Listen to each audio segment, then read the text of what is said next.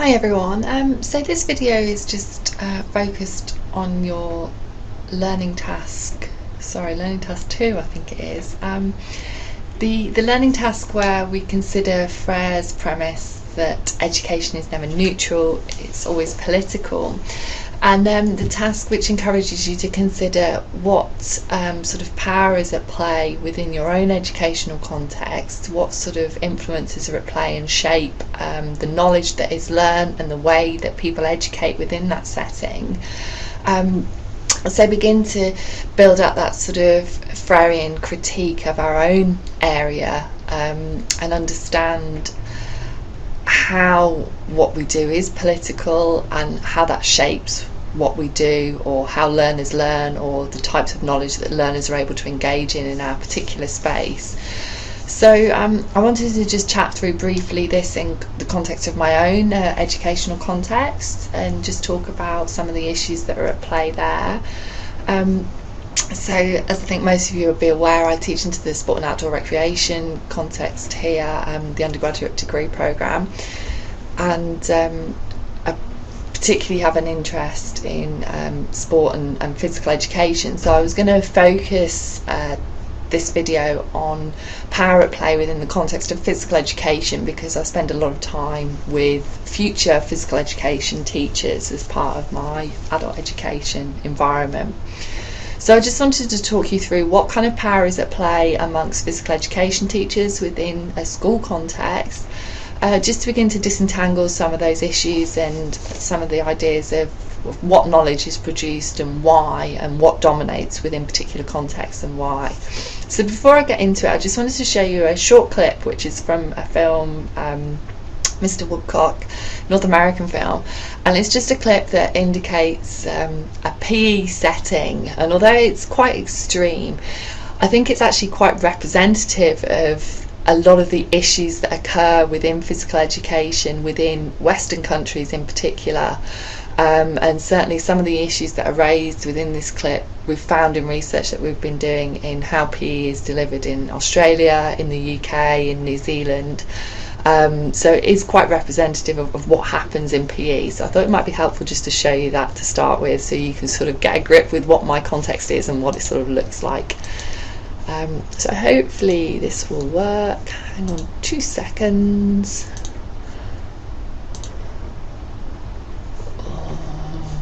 Hey Australia, Robbie Williams here. It's been way too long. I need to get rid of Robbie Williams, bear with us. Sing you some of my songs from my new album and entertain you. It'll be like the old days, but I'm a bit older, a bit fatter.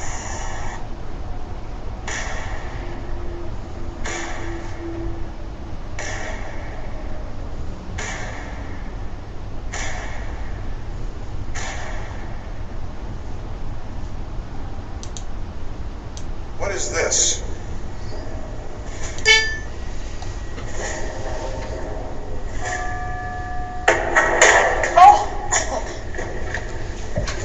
Good hands, Netterman. Take a lap.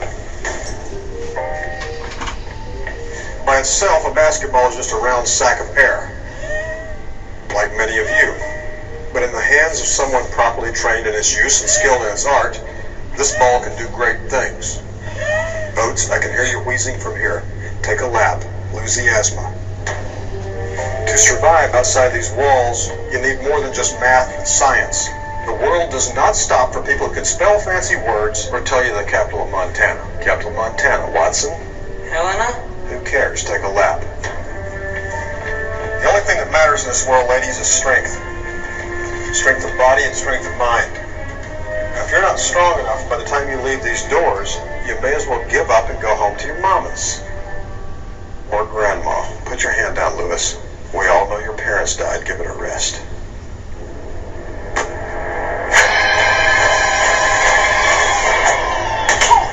Pick up the pace, Netterman. Okay, so bear with me while I just jump out of that. Beautiful. Okay, so that's, as I say, quite an extreme example, very representative though of stereotypical physical education and physical education teachers.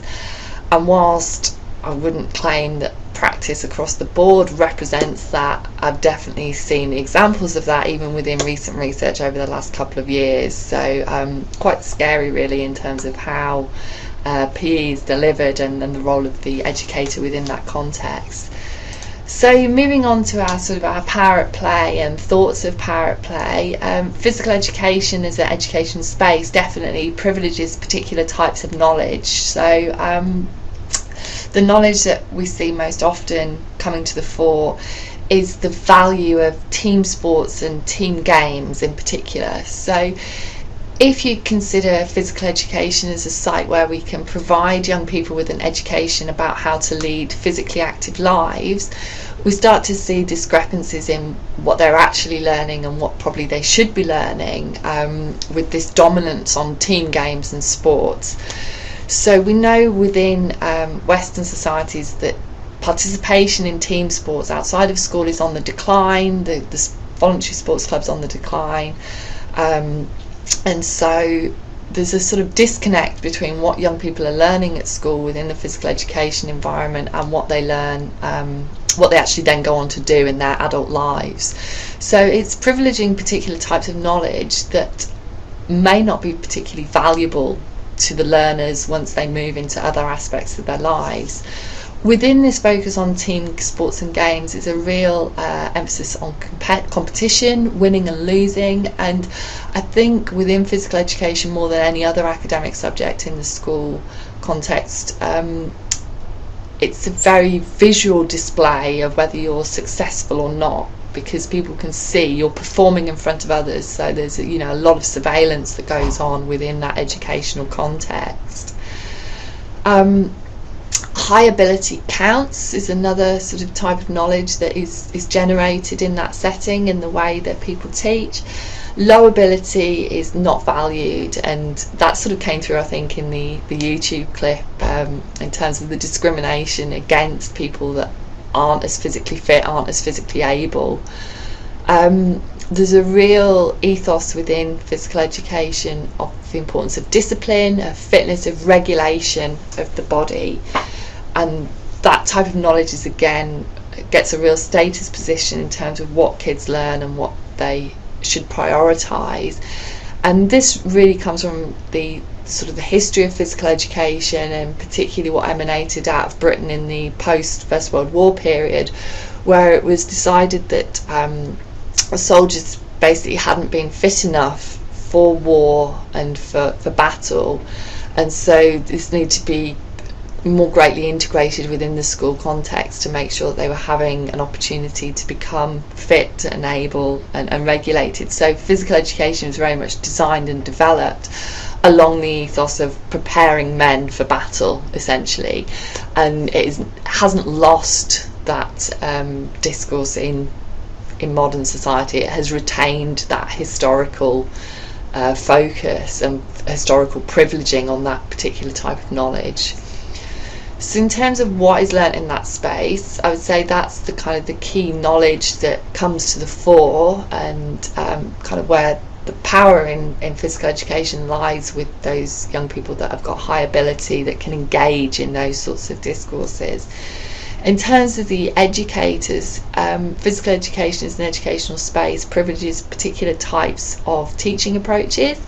Again, the video is quite reflective of that in terms of the stereotypical PE teacher is very authoritarian, uses that didactic approach, very much guides what happens in the lesson with minimal interaction with the learners. Again, as the video showed, I think physical education allows aggression in a way that other subjects do not, because you can shout, you can sort of visually display your anger and actually align that to what is needed to create a sort of competitive team sport environment. So it can be problematic in that sense, can be very problematic. Physical education, because it's focused on sport and team games, which are very sort of masculinized, means that in approaches it retains that sort of masculine identity. So even women teachers research have talked about how they tend to adopt sort of more masculine approaches in terms of being loud, being aggressive, being authoritarian, and directing students in a way that they didn't feel really sat with their own identity, but they felt they needed to do that to be seen as effective within the PE environment. So there's a emphasis on overly masculinized approaches, and also within a PE setting, a lot of research has shown that priority tends to be given to high ability males even above high ability girls. And physical education as well in some schools is one of the few subjects that still is run on gender lines, so you'll get gender segregation, boys classes, girls classes. So there's definitely sort of gender discourses and gender dynamics at play within that setting. In terms of the impact of what power is at play in my educational context, well, these sorts of ways of teaching and the privileges of certain types of knowledge basically has the impact of disengaging the majority of learners in classes. Negative experiences of physical education, sometimes humiliation, as was shown in the video, all of those are talked about by people when discussing their physical education experiences. I think a lot of people that have gone through PE within a Western system in particular will be able to talk about negative experiences they've had in a physical education context, which are usually connected to some of the power issues discussed above. So this obviously has implications for lifelong learning. It has implications of what the learners are actually learning and how valuable it is in their future lives. But also the poor experiences can lead to general disengagement with physical activity, which can have health implications, as young people move into adulthood. So that's very much the sort of power at play within my space, and as an adult educator I see a significant part of my job of working with students on our undergraduate programme is raising their awareness of these types of issues. Because of who they are and the degree programme they're doing, the students that come into our programme, they tend to be the ones that have thrived in this particular context and in using this particular way of delivering PE. They are the sporty ones, they are very fit, they have the high ability, and they've been able to succeed within this environment.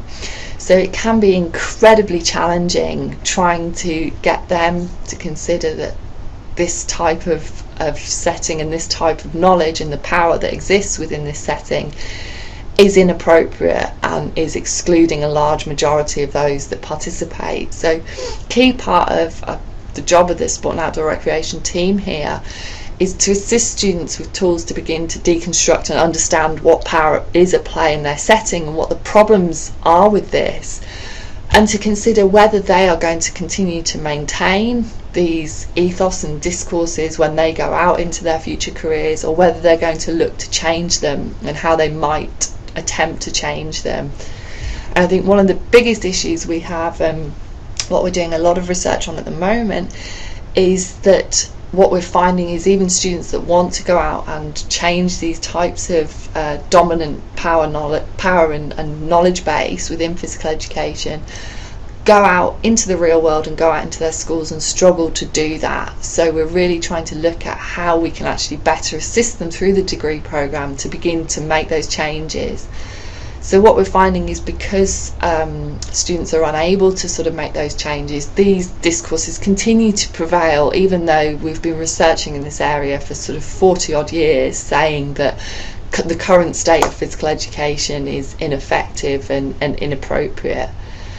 So that's just some insights into the sort of the power and the dynamics at play within my field, and how it impacts on me as an adult educator and some of the challenges I face within that.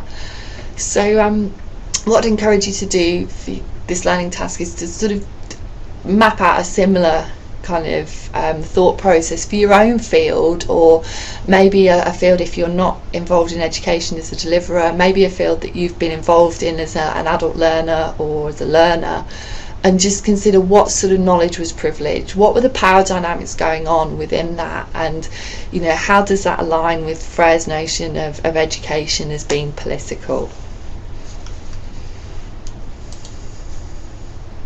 So